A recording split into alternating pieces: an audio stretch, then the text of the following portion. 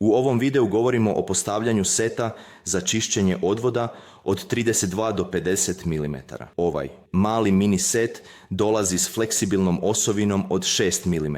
Fleksibilna osovina od 6 mm je naša najfleksibilnija osovina. Ona nema ležaj s rukavcem. Ovo je primjer 12 mm i možete vidjeti da je ležaj s rukavcem relativno velik. Budući da je ovaj set namijenjen cijevima manjeg promjera, ležaj s rukavcem, te veličine ne bi bio prikladan, zaglavio bi se na gotovo svakom kutu.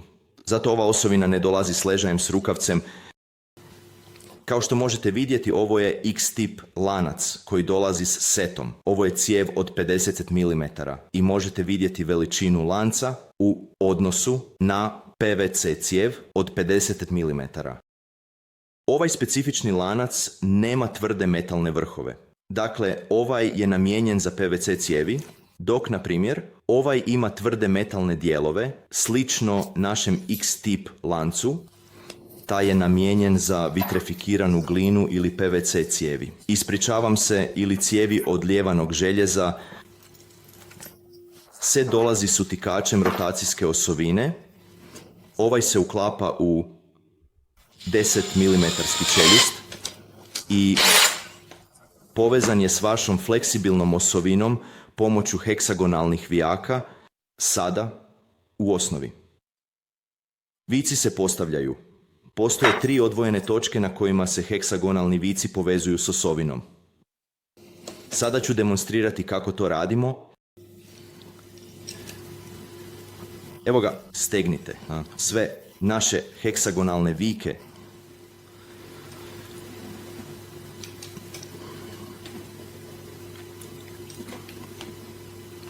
Završeno je.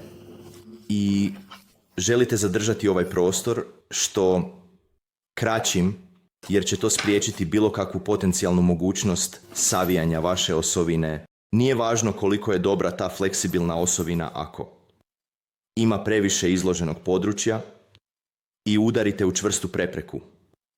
Energija pohranjena unutar fleksibilne osovine doslovno bi bila glavni razlog za savijanje te osovine. Evo, na primjer, X-tip lanac i povezat ću ga na taj način opet. Koristeći svoj imbus ključ i svoje heksagonske vike. Evo ga, postavljanje. Gotovo. I osnovno, povežite svoj utikač rotacijske osovine.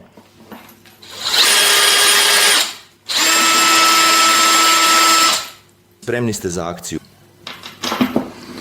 Ako imate bilo kakvih pitanja, slobodno mi se javite putem WhatsAppa ili pošaljite e-mail. Uvijek sam zainteresiran za razgovor o tim alatima. Adios.